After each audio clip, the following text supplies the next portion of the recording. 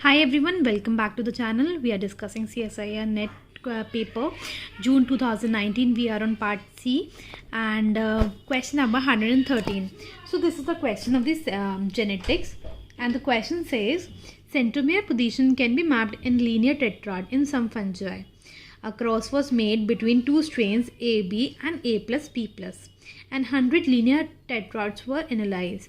The gene A and B are located on two arms of the chromosome. The tetrads were divided into the 5 class as shown. तो आप ये linear टेट्राड्स को अगर count करेंगे तो this is 100. ठीक है, तो हमें बेसिकली फाइंड आउट करना है कि कौन सा करेक्ट स्टेटमेंट है.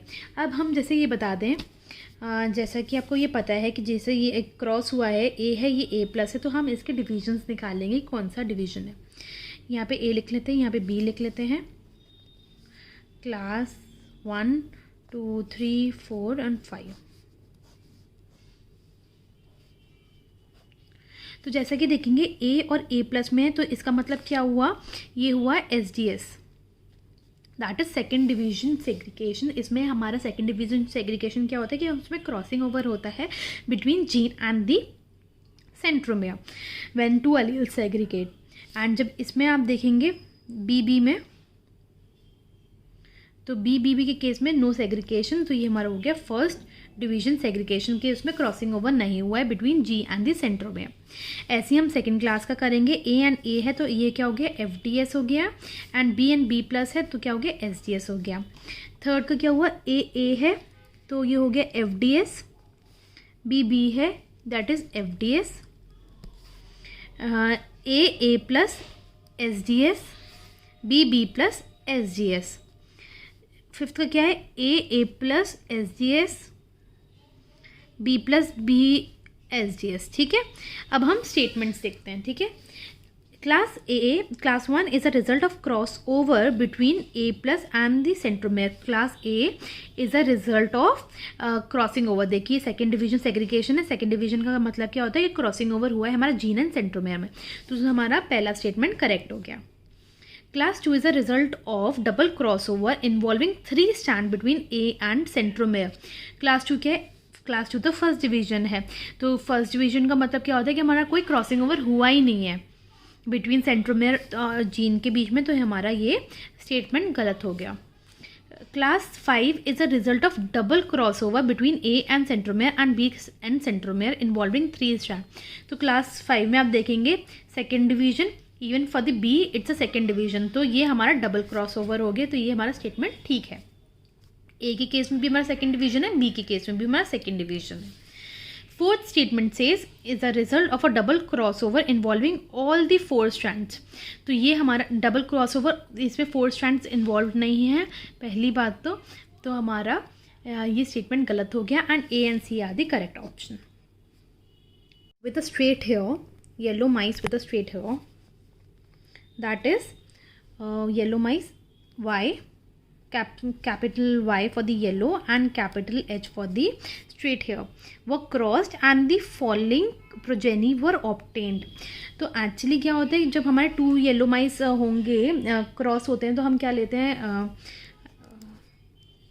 वो cross with the Y H and cross करेंगे तो 9:3:1 का रेशियो आता है, जिसमें से हमारे 9 जो होते हैं दैट इज़ 9/16 जो होते हैं हमारे, that is a yellow with a straight hair, and 3/16 जो होते हैं that is yellow with this frizzy hair.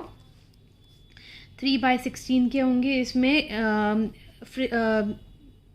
Not yellow but straight hair, and 1/16 क्या होंगे, दोनों रिसेसिव कंडीशन होगी, YY and HH that is grey with the frizzy hair. ठीक है, यहाँ पे ये कंडीशन है, बट हमें ये बताया हुआ है इसमें in order to provide genetic explanation for the results, assign genotype to the parents and the progeny of this cross, the following statements were made. यहाँ पे जो हमारा रेशियो आया दैट इज 6:2:3:1 का रेशियो आया हुआ है. ठीक है, टोटल होगा हमारे 12. तो 6 जो है हमारे that is yellow and the straight hair, यहाँ पे है yellow with the frizzy hair, and ये है yellow grey with straight hair, and one है हमारा ग्रे विथ फ्रिजी हेयर। ठीक है, अब हमारा स्टेटमेंट यहाँ पे ये बता रहा है the 6:3:1 ratio obtained here indicates recessive epistasis. No, recessive में क्या होता था, 9:3:4 का होता था। ठीक है, यहाँ पे ये 4 है, यहाँ पे ये नहीं होगा, 6:2:3:1 है, यहाँ पे रेसेसिव में होता है 9:3:4 होता है, तो ये हमारा स्टेटमेंट रॉन्ग हो गया। तो जब हमारा ए रॉन्ग है तो हमारा जब ए रॉन्ग है तो हमारा ये स्टेटमेंट और ये स्टेटमेंट गलत हो गया। Moving on to B, this cross concerns to independent characteristic body colour and type of the hair. वो परफेक्ट है, हमारा येलो बॉडी कलर है, ग्रे है, और टाइप ऑफ द हेयर है straight and frizzy. C statement says the deviation of the hybrid ratio from 9:3:3:1 to 6:2:3:1 may be due to one of the gene may be recessive lethal। lethal हो सकती है तभी जो है हमारा ratio जो है हमारा शिफ्ट हुआ है, रेसेसिव कंडीशन में कोई जीन हो सकती है कि लीथल हो। And the lethal allele is associated with the straight hair, ये हमारा श्योर नहीं है, क्योंकि अगर डायरेक्टली हम ऐसे बोल देंगे तो हमारा लिंकेज का आएगा कि लीथल एलील जो है वो स्ट्रेट हेयर से, एंड लिंकेज की हमारी कोई भी प्रॉबिलिटी अभी तक सामने नहीं आई, तो ये स्टेटमेंट हमारा रॉन्ग है। तो करेक्ट आंसर जो हुआ हमारा B and C. Moving on to question number 115. So this is a question from pedigree analysis, very nice question. So a family was examined for a given trait which is represented in the pedigree shown below. ठीक है, further the degree of the expression of the trait is highly variable among the members of the family. तो एक तो पहले ये दे रखा है इन्होंने, highly variable है ये जो trait है, and some are only slightly affected while other develop the serious symptoms at an early age। तो आप यहाँ पे देखेंगे फादर मदर है इस केस में, और आप देखेंगे अगर मदर इन्फेक्टेड है तो उसके नीचे के जो जितने भी जनरेशन होगी वो अफेक्टेड है, उसके नीचे जितने भी सन्स एंड डॉटर होंगे वो अफेक्टेड होंगे, सारे नहीं होंगे बट कुछ होंगे। ठीक है, एंड यहाँ पे फिर से मदर अफेक्टेड है तो फिर से यहाँ पे हमारे अफेक्टेड हुए प्रोजेनीज, यहाँ पे फिर से मदर अफेक्टेड है तो यहाँ पे फिर से प्रोजेनी अफेक्टेड हुए। तो ये देखेंगे तो ये मेटरनली ट्रांसफ़र हो रहा है, जितना भी है ये ट्रेट जो है वो मेटरनली ट्रांसफ़र हो रहा है। तो ये तो हमें पता चल गया है कि ये एक्सलिन डोमिनेंट नहीं है, एक्सलिन रिसेसिव नहीं है, mitochondrial inheritance, that is a maternal inheritance जो होता है हमारा, क्योंकि ये मदर के थ्रू ही आपका ट्रांसफर हो रहा है, जहाँ जहाँ मदर है वहाँ उसकी प्रोजेनी आपकी इन्फेक्टेड होगी।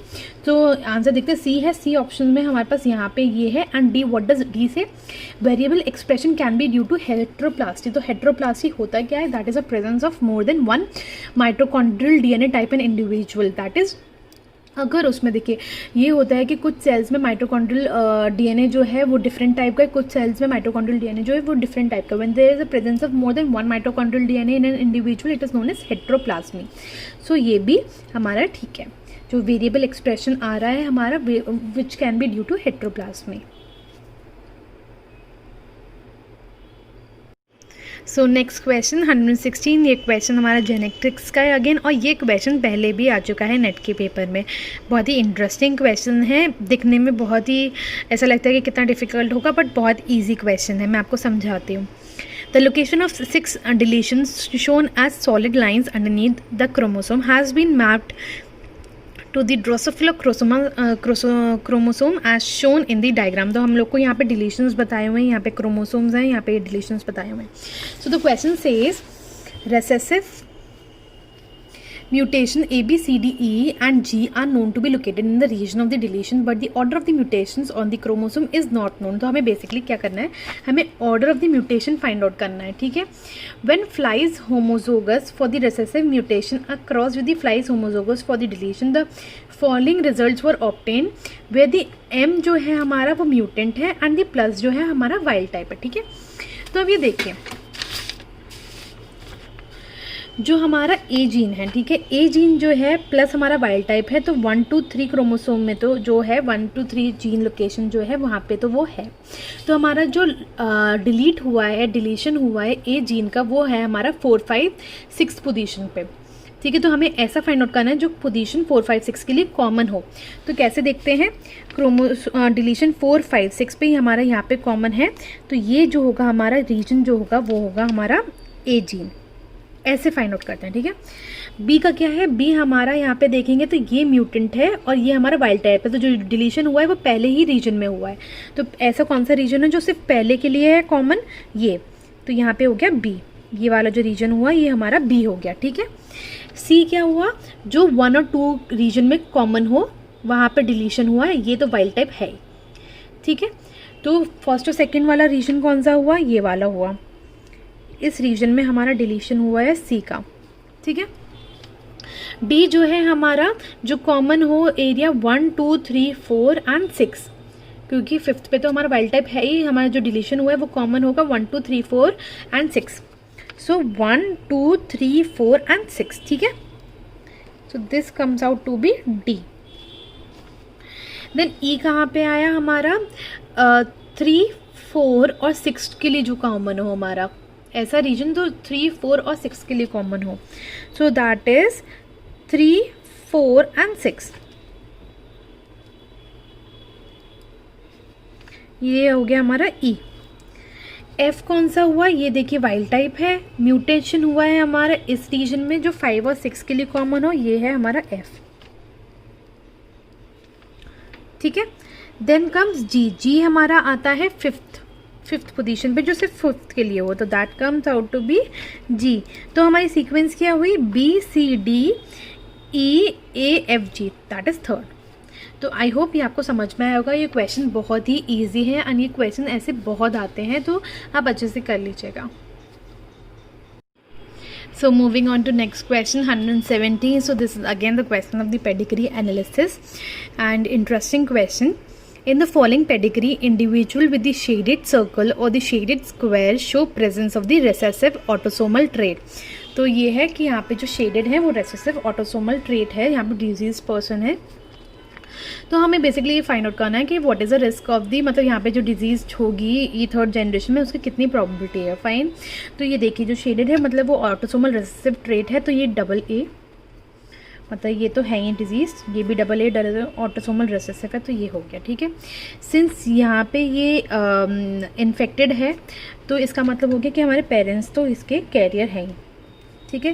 पेरेंट्स अगर कैरियर हैं तो यहाँ पे जब इन दोनों का मीट हो रहा है तो इसकी क्या प्रोबेबिलिटी, पेरेंट्स अगर कैरियर हैं तो इसकी प्रोबेबिलिटी क्या है कि डिजीज होगा, दैट इज 2/3। हमने पढ़ा है ये प्रोबेबिलिटी में, इसकी कैरियर की प्रोबेबिलिटी हो गई 2/3, ठीक है।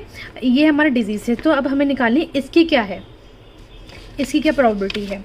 तो जैसे कि हम देखेंगे इन दोनों का मीट क्या हुआ, ए का क्रॉस करेंगे तो 2 टाइप के हमारे पास जीनोटाइप आएंगे, ये और ये।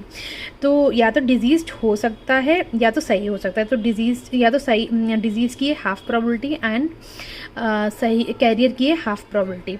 But what is the risk of, यहाँ पे दे रखा है क्वेश्चन में कि उसको चांसेस कितने हैं कि उसको डिजीज़ होगी, तो हमें ये निकालना है। एंड डिजीज़ कब होगी, जब हमारा कैरियर जो है डिजीज पर्सन के संग ही मेट करेगा, तो कैरियर की प्रोबेबिलिटी क्या है 2/3 एंड डिजीज़ की क्या है जो हमने यहाँ पे देखा हाफ, तो ये हुआ दैट इज़ 1/3। आई होप आपको ये समझ में आया होगा, अगर नहीं आया है तो प्लीज़ ज़रूर कमेंट कीजिएगा, मैं फिर से समझा सकती हूँ। सो next question 118 is question from evolution, और ये नेट एग्जामिनेशन में पहले भी आ चुका है and it's a very direct question. So during the course of the vertebrate evolution, the jawbone got modified into 3 ears ossicle. जैसा कि हमने ये पढ़ा है कि ये 3 ears ossicle में हो जाता है। Which one of the following is the correct match of the ear ossicle and its ancestral jawbone? तो हमें ये पता है, ये डायरेक्ट क्वेश्चन है, ये हमें पता है कि स्टेपीज जो होते हैं वो होमोलोगस होता है हाइनोमैंडिबुलर से, इनका जो बोन है वो हमारा होमोलोगस होता है क्वाड्रेट से, एंड मेलियस होता है वो हमारा होमोलोगस होता है आर्टिकुलर से। तो हमारा ऑप्शन है 4th। Moving on to question number 119, this is a question from diversity and ऐसे क्वेश्चंस में जैसा कि मैंने पहले भी बताया है कि अगर इन क्वेश्चंस में आपको 1 या 2 ऑप्शंस अच्छे से पता हैं तो आप आसानी से ये क्वेश्चंस निकाल सकते हैं। तो जैसे इसमें एक्स कॉलम पे हम लोग को एनिमल्स के नाम दे रखे हैं, फिशेस के नाम है एक्चुअली ये, एंड वाई कॉलम में हमारा रेस्पिरेटरी ऑर्गन्स है, हम लोग को मैच करना है। तो जैसा कि एनाबैस है, एनाबैस का हम लोग को पता है कि उसमें लेबिरिंथिन ऑर्गन होता है, ए का हो गया 1, राइट। तो अगर आप ऑप्शन देखेंगे तो सिर्फ ए का एक ही ऑप्शन दे रखा है, तो आप इसी से भी वैसे आंसर निकाल सकते थे। अब हम दूसरे ऑप्शन पे चलते हैं, क्लैरिस। क्लैरिस का हमें पता है कि उसमें होता है आर्बोरेसेंट ऑर्गन होता है, राइट। इसका हो गया 4th, ठीक है, अगर ये आप उसमें इन जैसे क्वेश्चन में एक या दो ऑप्शंस भी पता हैं तो आप आसानी से क्वेश्चन निकाल लेंगे। एम्फीनस में होता है हमारा एयर सैक एंड चना में होता है सुप्रा ब्रोंकाइकल कैविटी। सो इन क्वेश्चंस में जैसा कि है कि इसमें एक्सप्लेनेशन नहीं होता, बहुत ही डायरेक्ट क्वेश्चंस होते हैं ये।